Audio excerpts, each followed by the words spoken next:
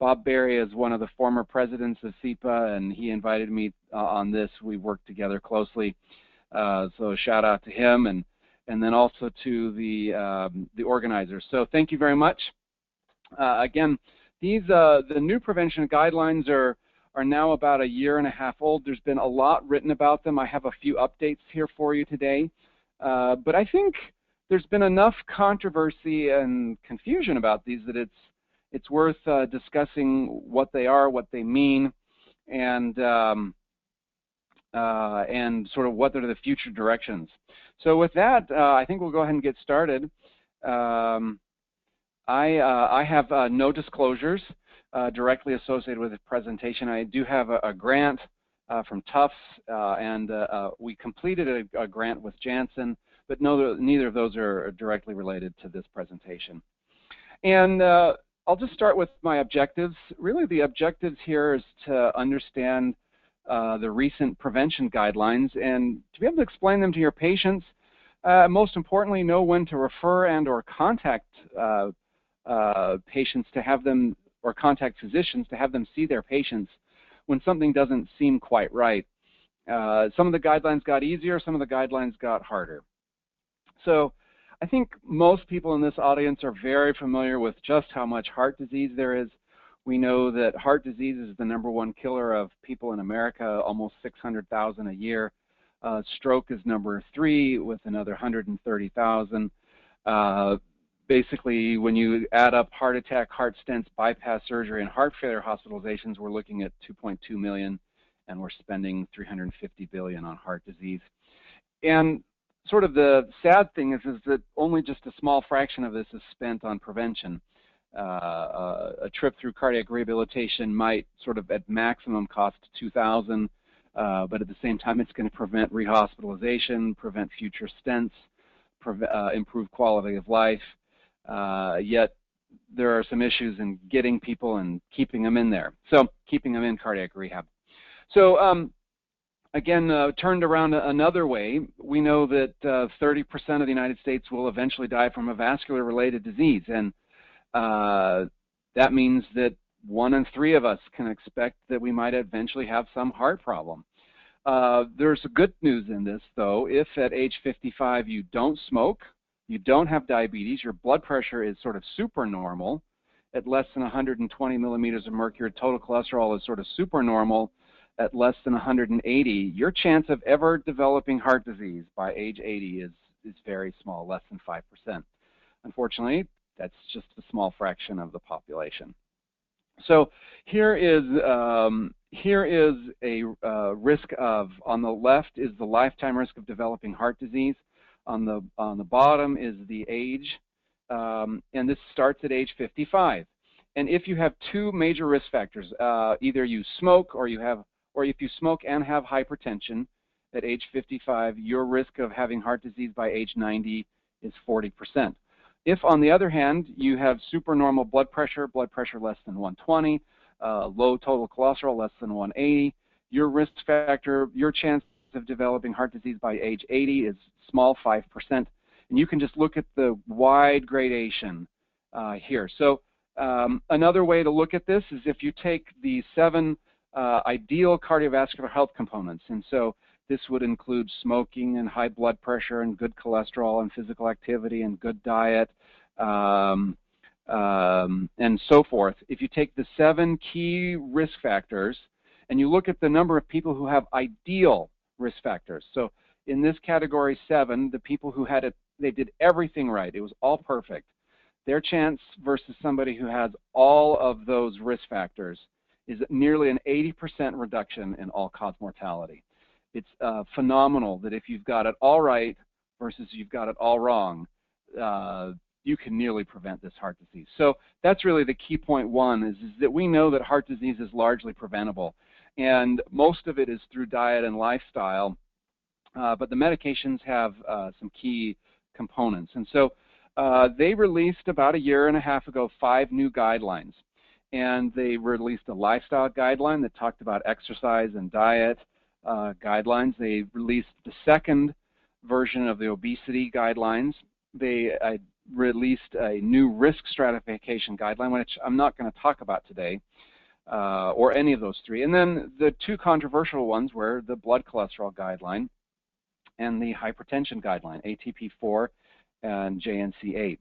Now, interestingly, smoking cessation is missing in the prevention guidelines, and so is diabetes. I think the reason these weren't included is because other organizations have really taken these batons. And my favorite quote from all of the guidelines is this: until we get serious about personal lifestyle modification and national policies to promote environmental and behavior change, we will need blood pressure lowering medications and statins to contain the epidemic of cardiovascular disease. And the promise is that prevention works. And I think we all know that.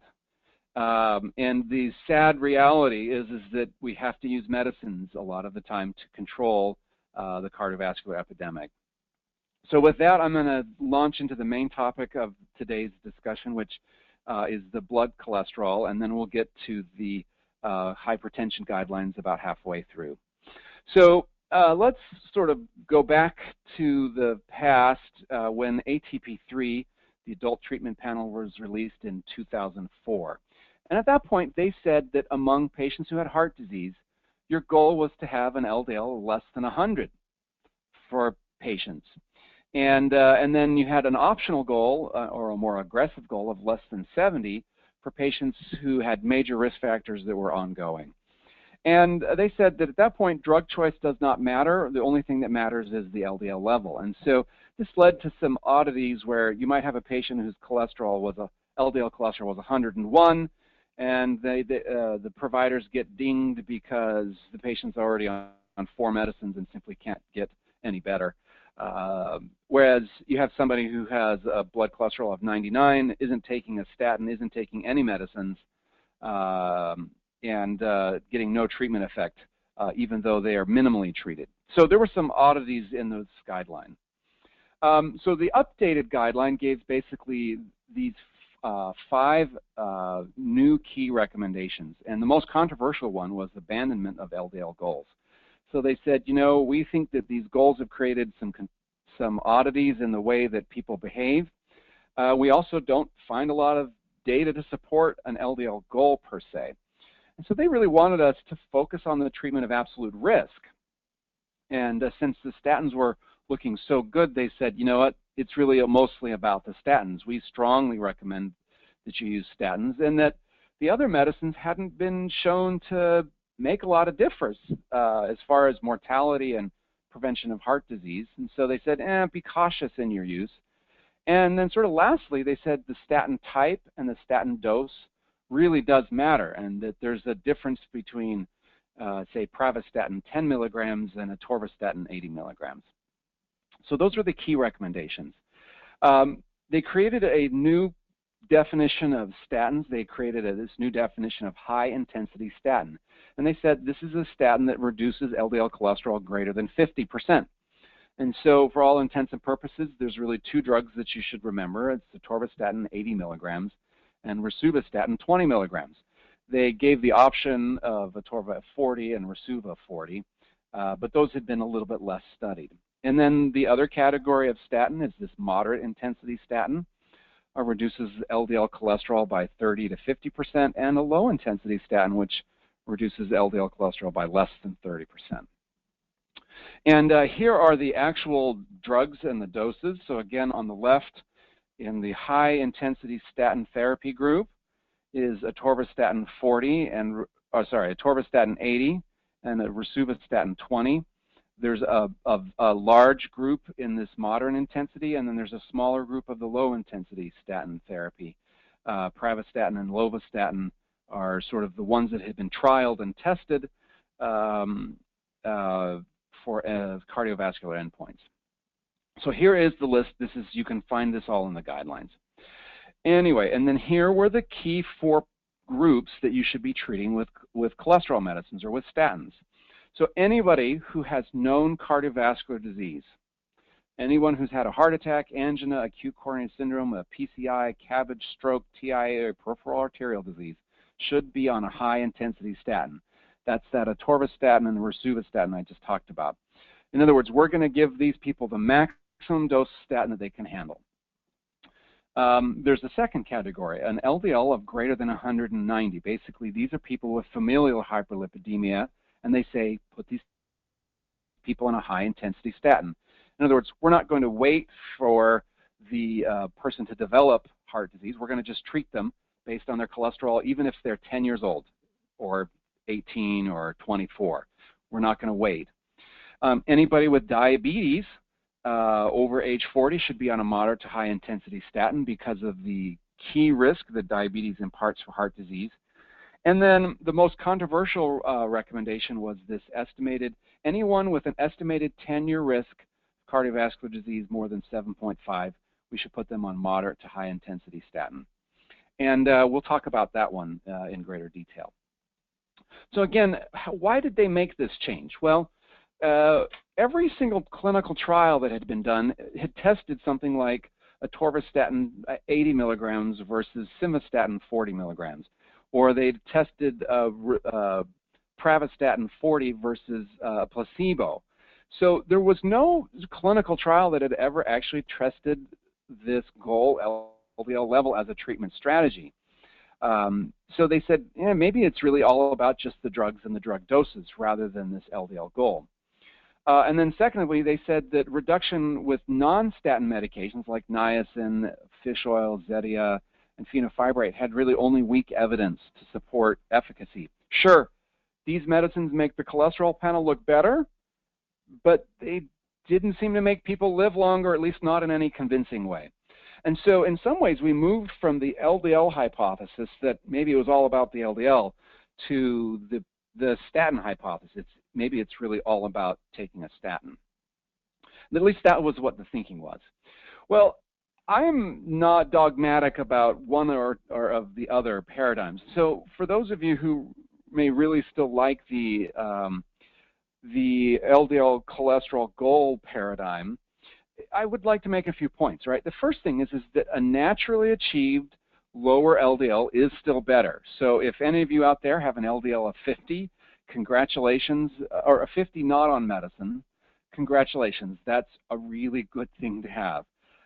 For those of you who might have an LDL of 180, you know, that's something that probably needs to be looked at and treated, and there's a lot of epidemiology to support this. However, for the purpose of treatment with a drug, we really mostly want you to be on a high-dose statin regardless of the LDL level. And so that means that somebody who has an LDL of, say, 90, who would previously not meet treatment guidelines for cholesterol, should be on a high-intensity statin. And they should get their LDL cholesterol from, say, 90 down to 40. And that those patients do clearly benefit from being on a cholesterol-lowering statin. So again, the evidence for statin, very briefly, is that every time we've tested a statin versus a placebo, the statin wins. Every time we've tested a high-intensity statin versus a low-intensity statin, the higher-intensity statins win. They have better outcomes. And anytime we've tested a statin versus a non-statin, the statins have been the ones that have won. They have the better outcomes. And so every time we turn around, we see that the statins seem to be working every time we try them, regardless of the starting LDL level. And so that's where much of this focus on statins has come from. Now, let's also go back and take a look. So what is the normal distribution of LDL cholesterol, right? This is actually what defines quote-unquote normal cholesterol in America. And so at the top, this is the mean. If we just take 100 people in America and line them up, their average LDL cholesterol will be around 130. It's actually shifted down to around 120 or 115 nowadays with some of the things that are happening in society. But this was the normal for many years, and it has a standard deviation of plus or minus 30. And so this is where the basic treatment goal of 100 came from. They said, well, we want you in the first standard deviation or one standard deviation below the mean. And then this is where the advanced treatment goal came from, and this is where you'll hear this 40 cutoff. So this is where the 130, this is the second standard deviation above the mean, where the cutoff of 190 came from. We're going to call this familial hypercholesterolemia. But the thing that's really interesting is that if you look at newborn babies, you look at primates, you look at other animals in society, most of them have LDLs between 40 and 70. This is where we're born. And so although the normal LDL cholesterol is probably around 130 based on population standards, the biologic normal for people who are eating primarily fruits, vegetables, whole grains, and in a hunter-gatherer society, their cholesterols really are in this 40 range. And so I have no fear in seeing an LDL cholesterol in the 40 range. I think that's perfect. We still don't know about LDL cholesterols less than 40, but there's some evidence to suggest that it doesn't hurt at all. There does not appear to be any systematic harm from having an LDL cholesterol of, say, 20. So if you want to merge the paradigms, right, a high-intensity statin would get you a 50% reduction in LDL. So even if you had a cholesterol of 190 and you took a high-intensity statin, that would reduce it by greater than 50% down to, 85 or 90, 95. And that would get the vast majority of the population less than 100. So, and it would get many other people much lower than that. So if you just come away with the, I still like this LDL treatment goal of 100, but I'm okay with using high-intensity statins, you can actually accomplish both goals by just using rosuvastatin and atorvastatin in high dose. All right, so let's talk a little bit about that controversial 7.5% recommendation. How did they define what high risk was, right? And this is a definition that really changes depending on your perspective. But at an ATP3, high risk was someone who had a 20% risk of having a heart attack in the next 10 years. And that's pretty high, a 1 in 5 chance in the next 10 years for the average 60-year-old of having a heart attack. You don't want to do something about that? Certainly they did. And then there's intermediate risk of 10 and then low risk of 10. But based on the new guidelines, using, again, 10-year risk, we redefined high risk as 7.5%. Intermediate risk is 5 to 7, and low risk is less than 5. And so instantly, the number of patients eligible for statin treatment basically nearly doubled, just by redefining what we called high risk. But let's actually talk about that. What does this 7.5% risk mean? Well, that means that every man over the age of 65, just simply by being a man and being age 65, is going to have a risk of about 7.5% if they live in America. So that means that most of these men should be on statins. And actually, after thinking about these guidelines, I talked with my dad, and he takes a cholesterol medicine now, even though he's never had any heart problems. And again, essentially every woman age 70 years old should be on a statin, and this is about 30% of the U.S. population. It's a huge chunk of the population. And then they gave this optional risk treatment of 5%. They said, if you really even want to be aggressive, and treat at 5%, that's every man over age 60 and every woman age over 66. And that optional risk, 5%, I think that takes discussion with a patient, but there's some reasonableness to it. So again, if we think about what is the #1 killer of patients in America, it's heart disease. And what's the #1 most effective medicine to prevent heart disease? It's statins.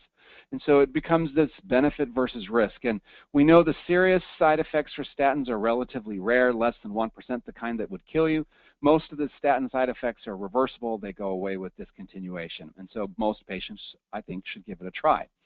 And they did some modeling, and they said, we think the benefits outweigh the risk at around 5%.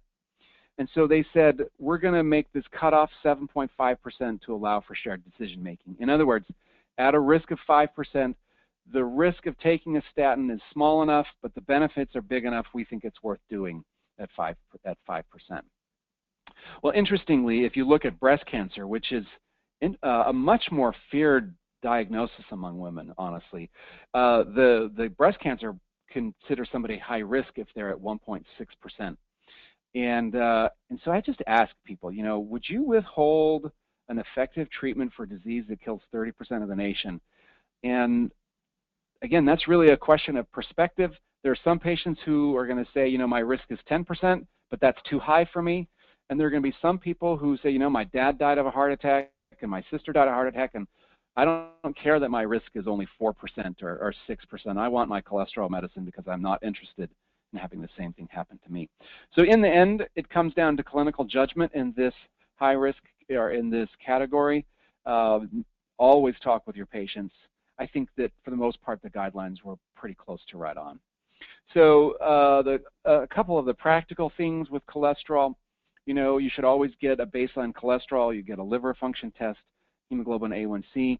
The guidelines were quite clear that you do not need to check a creatinine kinase unless warranted by symptoms. Always need to reinforce lifestyle modification.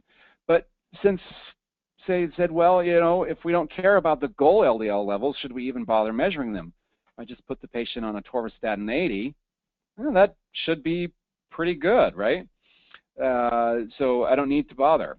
Well, there is something that is interesting about checking cholesterol panels after statins. There is a literature that suggests that there's about 20% of patients who actually don't get much response to one particular kind of statin.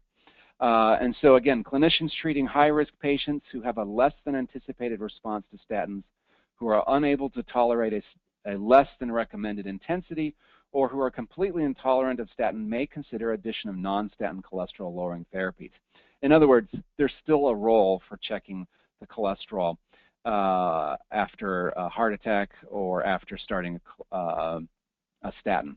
We did say about 20% of those patients don't respond, and it's probably due to genetics or other host issues. But among those people who don't respond to cholesterol, they actually seem to have progression of their heart disease, so they have atheroma volume increase. And so to me, that again suggests that most patients need at least one follow-up LDL level to make sure that their statin is working and to make sure that we continue to encourage them to use statins. So a couple other things in the guidelines. If your LDL is less than 40, you can consider reducing the statin intensity, although we haven't identified any clear safety problems yet.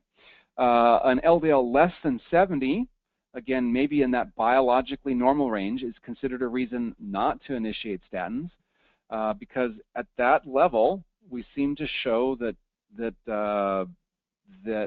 there is regression of atherosclerosis, although it's pretty small, like from a 30% blockage to a 29% blockage. And then for patients who are over age 75, you may not want to give them the maximum dose statin simply because they don't metabolize and handle the drug quite as well. So those are a couple other factors. So there were some unaddressed issues in the cholesterol guidelines. They didn't tell us how to deal with triglycerides. They didn't talk with us about non-HDL cholesterol. They didn't talk about using statins in heart failure or end-stage renal disease. And again, some caution about statins in patients age 75 or older. And then just this month, actually, they finally published the Improve It study. And this study, I think, is going to be a landmark study. It really sort of busts the statin hypothesis that it's all just about the statins. So this was the study presented about 6 months ago at American Heart Association and published just this month. 18,000 patients who'd had a heart attack or some other acute coronary syndrome. Half of them got simvastatin, the other half got simvastatin and Zetia, 10 milligrams. They moved the cholesterol from 70 down to 53. So this is already meeting aggressive guidelines from prior guidelines and moving this down to 53, and they found a reduction in cardiovascular disease. You have to treat 50 people with this Zetia, but it does seem to make a difference. And so they made this statement that even lower was even better. And so we may see a merging of these paradigms, that there's the go with the gusto and give them everything you've got on the statin medication, but I think we may see people come back to getting this LDL down as low as you can get it. If you can get it to the 50s, that's great. And so I have been using ezetimibe more frequently. I'm not using it in every single patient.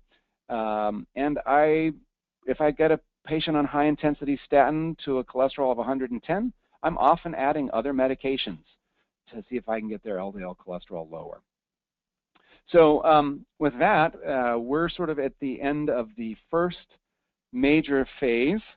We'll move on to the hypertension, and then we're going to spend the last 10 or 15 minutes answering questions. So please write your questions down, think about them, and we can submit those as we move on. All right, so let's talk about hypertension in a snapshot.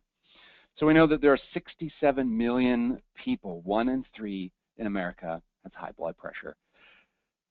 It's contributing to 1,000 deaths a day. You're 4 times more likely to die from a stroke, 3 times more likely to die from heart disease if you have it. It's a big deal. It costs us major bucks, $51 billion a year for high blood pressure. And then this is a key factor. Only about half of people with high blood pressure have their condition under control. But if you get it under control, you see dramatic reductions in risk for stroke and heart disease and death from all causes. So this stroke is the most sensitive outcome for reduction in blood pressure. The lower you go, the less stroke you have. It's very clear. All right. But there were some politics with this guideline that we need to talk about. So the NHLBI, the National Heart, Lung, Blood Institute, convened these panels in 2004. It took them 5 years to get these published. And what happened was they started to discover that they were going to have some controversial recommendations, and the government wanted out.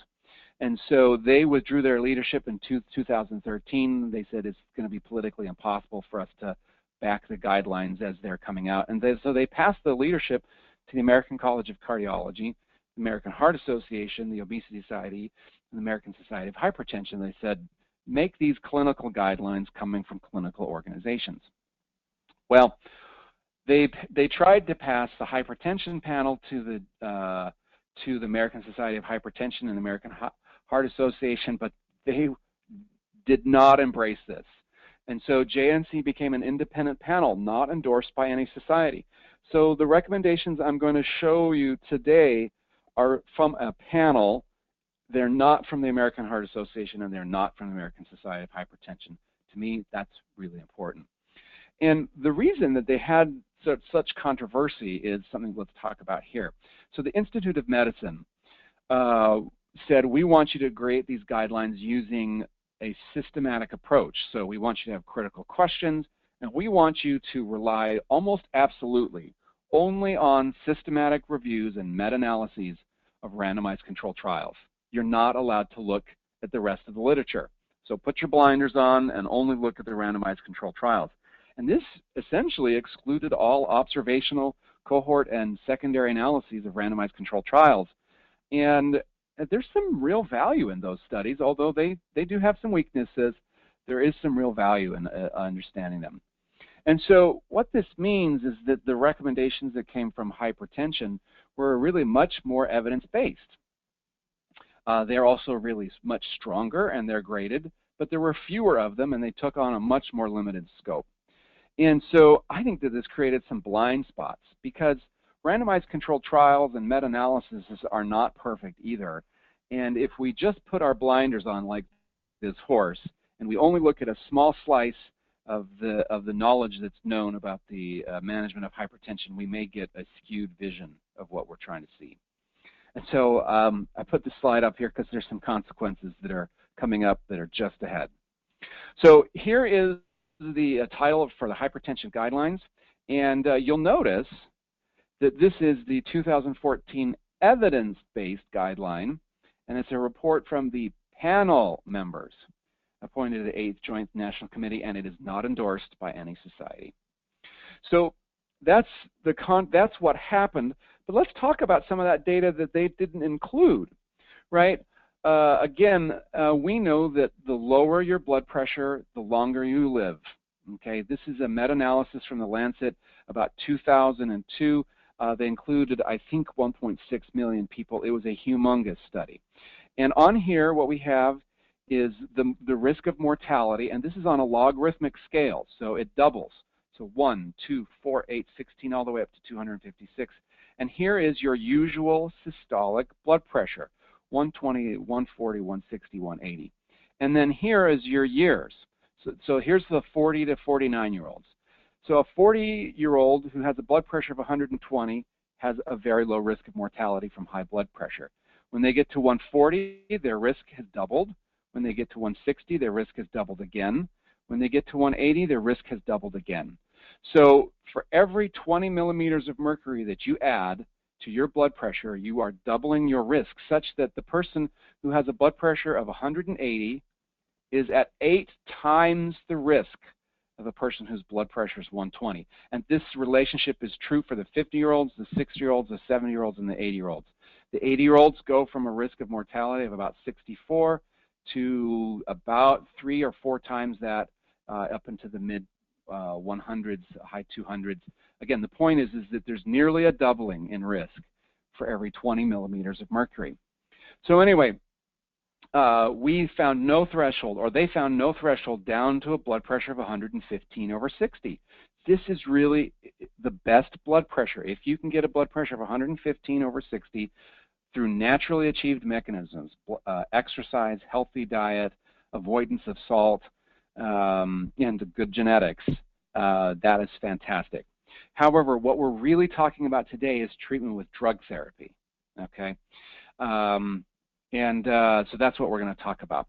So again, another thing we're not talking about today is heart failure. We know that well-treated heart failure patients are really quite different, and often they'll have a blood pressure of 90/50, and that's just perfect. And the last thing I want to talk about is, what does it mean to be at goal? Well, there's a lot of people who think that if your blood pressure averages exactly 140/90, boom, you're at goal. But let's actually look at this person. This person's got a blood pressure of 145/95. Both of those are uncontrolled. 140/95, 150/90, 140/85. Only 1/3 of their readings are at goal. This person is not at goal. Okay, this is uncontrolled high blood pressure. On the other hand, this person I would consider to have controlled blood pressure. There's a 130, here's a 140, and here's even a 145/90. But it averages to around 133/76, and 2/3 of the blood pressures are at goal.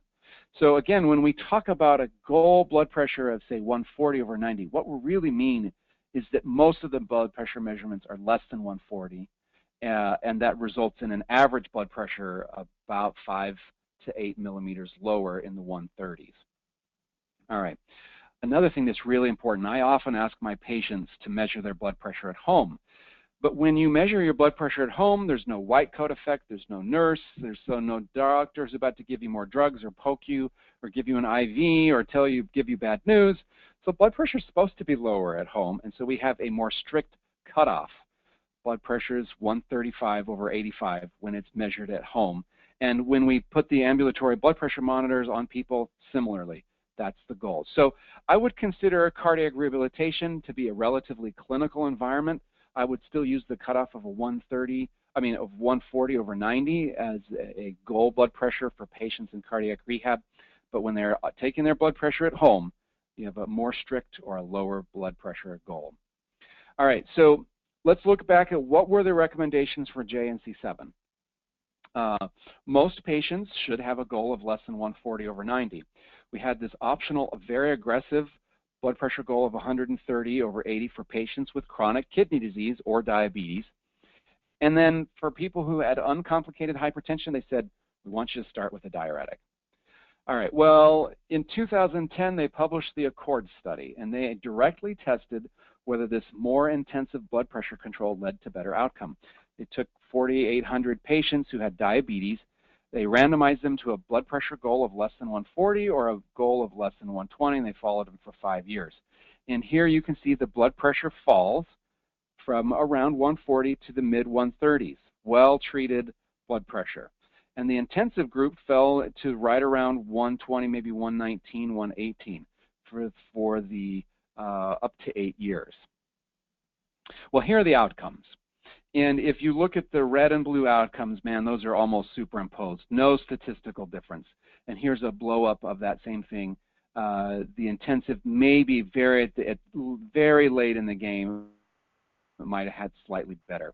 If you look at non-fatal stroke, however, non-fatal stroke did seem to have a difference. So again, the most blood pressure sensitive outcome of stroke was reduced. But the people in the intensive group were having more dizziness, more ER evaluations, more physician visits, and so they felt that there was really no added benefit from that additional reduction in blood pressure. So as a result, the diabetic goal of 130/80 has gone away. And so here are the non-controversial recommendations. Everyone agreed on these ones. The adults age less than 60 should maintain that blood pressure, a goal of less than 140/90. Patients with chronic kidney disease, regardless of age, that blood pressure goal came up to 140/90, and patients with diabetes, regardless of age, came up to 140/90 from what had been 130. There was no specific statements for patients with coronary artery disease, although there has since been a guideline for patients with coronary artery disease released by American Heart Association where they recommend less than 140/90. As far as medications, again, non-controversial. Instead of strongly favoring diuretics, they said diuretics can be an option. But they said ACE inhibitors, ARBs, calcium channel blockers, or thiazide diuretics can all be a solid, good place to start. For the black population, they did recommend calcium channel blockers and thiazides, not ACE inhibitors.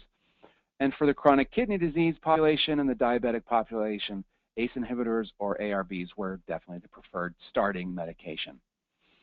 This is important. Beta blockers are no longer considered first-line agents. And that's not controversial. Nobody disagreed about that one. We all agree that if all you've got is routine garden variety blood pressure problems, beta blockers are not your first choice. So a patient who's on atenolol only or atenolol plus an ACE inhibitor for just the control of blood pressure really should be switched to something different. They also specified the drugs and doses as were used in the randomized control trial, and they did not give any specific dose titration strategy over another. So if you want to start one drug at a medium dose and then add a second drug at medium dose, or if you want to take one drug at medium dose and then maximize it to maximum dose before you move to a second, you can do all of those. All right, so then here's the big kahuna, the new goal of recommending a blood pressure of less than 150/90. They raised the threshold. This is very controversial. Again, it only applies to patients age 60 and up without chronic kidney disease, diabetes, and at that time it applied to patients with coronary artery disease, although this guideline has been supplanted. And they said, you know, if you're doing well and your blood pressure is less than 140/90 and you're doing well with your medicines, stick with it. They gave this optional blood pressure goal. All right. Well, why did they recommend 150/90? And the real reason was that when they put their blinders on, they could not find a randomized control trial that gave definitive evidence for a blood pressure goal of less than 140/90. And I think that's the real reason, is it's their methods are what caused them to make this recommendation. So this got hot, and within 3 months, in the Annals of Internal Medicine, 5 of the 17 panelists actually published their minority dissent opinion. They said, this is crazy. We are on the panel, and we don't like this blood pressure goal of 150/60. And here were their reasons. They said, there's no evidence of harm. It's safe to reduce a blood pressure to less than 140/90. We know that. This age cutoff of 60, that's really arbitrary. It's not been well studied. Here's something else that is true, is as you age, your risk goes up. And so the benefit of treating older patients for their hypertension is higher, right? And so they said the highest risk patients, ones over age 60, are getting the least amount of treatment. That's crazy. That makes no sense. We should be treating the highest risk patients the most aggressively. They also said, you know, again, there's a large portion of the U.S. population that already have uncontrolled hypertension. We're going to see a rebound of our epidemic, and relaxing this guideline simply for lack of evidence is more likely to do harm than good. Now, here were the trials that didn't, some of the trials that didn't make it into the guideline, okay, and I blew these up. And so in this column is the achieved blood pressure. So the HIVET study showed that for patients who are over age, who are about age 80, that if they got their blood pressure from 155 down to 143, they had a positive outcome. For the SHEP trials, systolic hypertension in the elderly, they took their blood pressure from 158 down to 143, definitely had a positive outcome. The JDOS trial took patients from 145 down to 135. They didn't see a difference. The Valish took patients from 142 down to 136, didn't see a difference, but the fever took 9,000 patients down from 142 to 137, and they saw a difference. So there was no harm in getting a blood pressure of 136 over systolic blood pressure down into the 130s, and there might have been a benefit. And people have said that both JDOS and Valish were underpowered and sort of inadequately. They didn't have enough events to really make a strong analysis. That's why those trials were negative. But nevertheless, when we get the blood pressure down into the 143 range and maybe into the 137 range, we're seeing no harm, and we're seeing some potential benefit, definite benefit versus 150. So most of the rest of the societies have taken a look at this and said, we think that's crazy, the goal is 140 over 90. Let me just list these societies: American Society of Hypertension, the International Society of Hypertension, the American Diabetes Association, American College of Cardiology, American Heart Association, the same association with the elderly focus, the European Society of Cardiology, the European Society of Hypertension, and the American Black Cardiologists all said, we think this is crazy, the goal is 140 over 90. Now, there is an important caveat. Obviously, if you don't tolerate medicines, if you get the weak and the dizzies, and particularly among the age 80, this is not controversial. People who are 80, 85, and it's acceptable to have a goal of 150 over 90, particularly for the frail, the elderly, and the orthostatic. On the same time, though, I have a lot of healthy 83-year-olds that I see, and I would still treat them to 140 over 90 if I thought I could get them there without side effects. All right, and so I'll sort of summarize this by saying the absence of evidence is not the evidence of absence. We haven't proven that a blood pressure of less than 140 over 90 is the good thing or is the best goal. We're pretty close to that, but that doesn't mean that it isn't the right thing or isn't the right thing to do.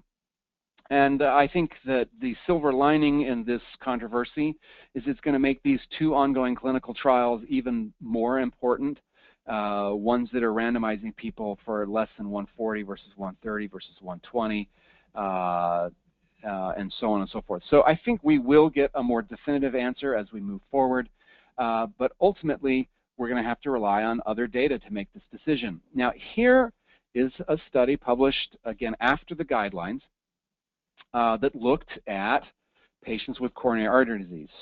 And it looked retrospectively at a randomized controlled trial. So it took 8,000 patients in INVEST. Some of them were on verapamil and trandolapril. Others were on atenolol and hydrochlorothiazide. And this is an ad hoc analysis. So this analysis would never find its way into the guidelines. But they compared people who had an achieved blood pressure of less than 140 versus less than 150 versus greater than 150. And what they found was that people who had blood pressures of greater than 150 had definitely the worst outcomes, followed by the people who had who had blood pressures less than 140, or less than 150, but not a perfect goal. And then this in the green, people whose blood pressure was less than 140. So although there's not nearly as much difference between this 140 versus less, or the 150 versus the less than 140, there is still some difference. We're getting pretty close. I think that the right blood pressure for someone who's treated is very close to 140. It might be in that range, 135 to 145. But again, no harm in lowering the blood pressure to less than 140. And so ultimately, I like this drawing. It really depends on your perspective. If you want to be like the Institute of Medicine and the guideline panels, and you want to focus only on the very highest quality evidence so that you are absolutely positive that you're making a difference, then treat to a blood pressure goal of 150 over 90. And you can be absolutely sure that you're benefiting the patient by doing so. If, on the other hand, you have a slightly different perspective and you're willing to look at the epidemiology that says lower is better, you're willing to look at the retrospective studies that say lower is better, you're willing to say lower is safe and it's probably better, and treat to a lower aggressive guideline, then that can be your perspective. For me, I favor quite heavily the 140 over 90. And I will say that there is they're in the works. The American Heart Association, the American College of Cardiology, and the American Society of Hypertension are in the works and building their own guideline, that will not use the Institute of Medicine strict interpretation for much of their guidelines, and that is expected to be released probably in about a year from now, and will probably have a blood pressure goal of less than 140/90 for most patients. So with that, I just wanted to round this up with one short example. Let's see if we could put this together in a patient case. So this might be a typical example of somebody that you see who enrolls in cardiac rehabilitation. This is a 62-year-old man. He has diabetes. He has a recent 4-vessel bypass surgery, and then he enrolls into cardiac rehabilitation. On admission, his blood pressure is 148/70. His total cholesterol is 215. His LDL is 105. He's on aspirin 81 milligrams daily, metoprolol 50 milligrams, extended release daily, amlodipine 5 milligrams, and pravastatin 10. So really, what should we do with this? What do we think of his cholesterol? What do we think of his cholesterol medicines? What do we think of his blood pressure? And what do we think of his blood pressure medicines, right? What should we do with these? And so those are really the questions. Well, as far as his cholesterol goes, he's already being treated with a statin, but it's a low-intensity statin, so it's not recommended. So the most clear, this is a pretty straightforward recommendation. You would change his pravastatin 10 to atorvastatin 80 or rosuvastatin 20, or one of those alternate doses that I showed you, and this would likely lower his cholesterol another 30 to 40% and get his LDL down to 50 to 60%. Again, he has established coronary artery disease. He definitely needs treatment for his cholesterol because he's got established disease. As far as his blood pressure, we would diagnose him with hypertension. Because he has diabetes, he has a very clear goal of 140/90. And if he didn't have diabetes, based on his coronary artery disease, we might still want to get him to less than 140/90. Because he's at risk, we would probably add a diuretic or an ACE inhibitor. An ACE inhibitor would be the more compelling because of his diabetes, or we could increase his calcium channel blocker. Now, you may not make any of these changes, but you could make note of them and send them to the primary care or his cardiologist. We noted, in other words, we noted that Mr. Smith was on a low-intensity statin. Would you consider increasing this to a moderate or high-intensity statin? And we also noticed that Mr. Smith has diabetes and uncontrolled hypertension and is not on an ACE inhibitor. Would you consider adding this medicine at your next office visit, or something similar to that? And with that, I'd like to say thank you, open it up for questions, and thank you very much for your time and attention. Thank you, Dr. Pack. That was very informative. So there's a couple questions so far. If anyone else has any questions, just go ahead and type them in. So the first question we have is, could you please comment on the PCSK9 inhibitors? Oh, excellent. So the PCSK9 inhibitors work in a very similar fashion to the statins. The statins reduce cholesterol synthesis in the liver, which the liver doesn't like, so it tries to get more LDL cholesterol out of the blood, and by so doing increases the LDL receptor and recycles some of that LDL out of the blood, and the LDL cholesterol in the blood drops.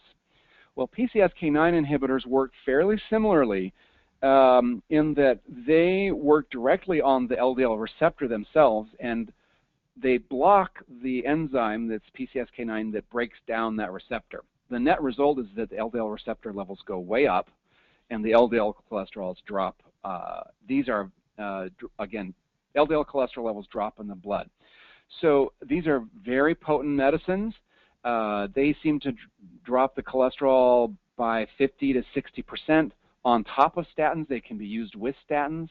They still are working out some of the safety issues, but they appear to be a very promising, safe medicine that can reduce cholesterol, particularly in people with, say, familial hypercholesterolemia or those who get a poor therapeutic response to the statins. But I think we will begin to see these medicines on the market. I understand that one is before the FDA, another one is about to be approved.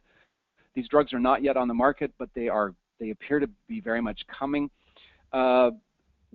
They still have not yet proven that they reduce heart attacks, but the preliminary data from meta-analyses putting a lot of these little trials together seems to be very favorable. So I think the jury is still a little bit out, but all signals are full steam ahead. And as a result, I think we're going to start seeing people who have LDL cholesterols in the 20s and in the 30s. And I'm totally fine with that. I think it could be a very exciting new era. These medicines could be big game changers. So they're still being aggressively studied. They're not yet on market, but they seem to be coming, and I wouldn't be surprised if within a year or two we start seeing them more routinely. All right, the next question is, what about replacing traditional cholesterol testing, total HDL and LDL, but looking at cholesterol size, small and large size ratio, where large LDL molecules seem harmless and small risky? Yeah, so there's a lot of literature on particle density and LDL particles, and it is very true that the small, dense LDL particles seem to impart the greatest risk. The large, fluffy LDL particles don't seem to impart as much risk. The guidelines say that these are optional tests. They're not certainly core or mainstream.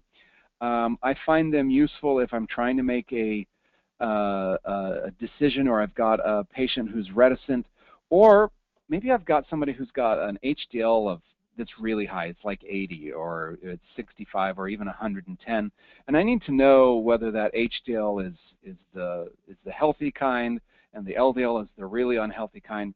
But for the most part, I don't use these tests in routine clinical practice. And again, most of the time, I think patients should be put on a higher intensity statin as the primary objective of our visits, rather than trying to finally refine exactly the standard cholesterol panel by looking at the particles. Now, I admit that's just my perspective. There are some really big particle champions out there who think that it's the greatest thing. The ApoB is a marker that I think we probably don't use enough. And should probably be doing that. At the same time, the non-HDL cholesterol, also a very nice risk factor that seems to impart more relative risk than simple LDL measurements. But I don't see the guidelines switching from LDL focus to non-HDL focus, or to ApoB, or to particles sort of any time in the near future. So that's my perspective. Okay, how long would you wait for a follow-up LDL level to determine if the statin therapy is working? Oh, perfect. So great question. The standard statin starts working almost immediately. So typically you'll see substantial reductions in LDL, even say through a 5-day hospitalization stay. Someone who gets atorvastatin in the emergency room, and you checked it again at hospital discharge. So they start working immediately, and within just a few days you begin to see a response. So I think that you could check the cholesterol up to as soon as 2 weeks. Most people think that the maximum LDL reduction occurs around 4 weeks. So for me, I check the cholesterol around 4 to 5 or 5 to 6. You're going to get the maximum bang for your buck at about that time. There's also literature to suggest that if you say wait for 3 months, or you wait for a year, that decreases patients' compliance for taking cholesterol medicine. So if you're going to start a cholesterol medicine, you should probably check it pretty quickly within 4 to 6 weeks.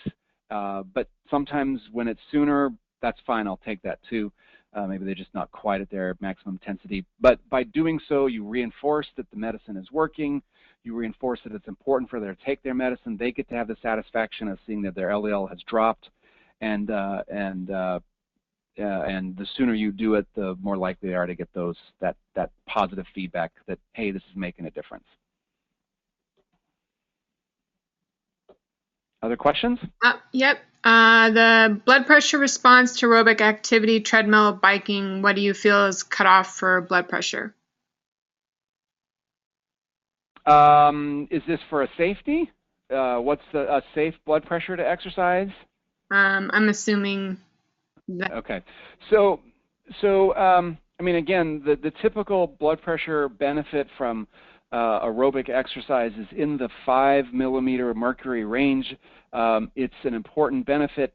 The benefit of aerobic exercise in resistant hypertension, people who are on 3 drugs and still have uncontrolled blood pressure, seems to be in that 5 to 8 millimeter of mercury range. There is clearly a benefit to exercise. I think perhaps the most important benefit is that you may not develop blood pressure problems.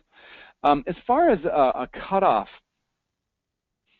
in cardiac rehabilitation, you know, the standard cutoff for preventing an exercise stress test is typically in that 180 to 200 range.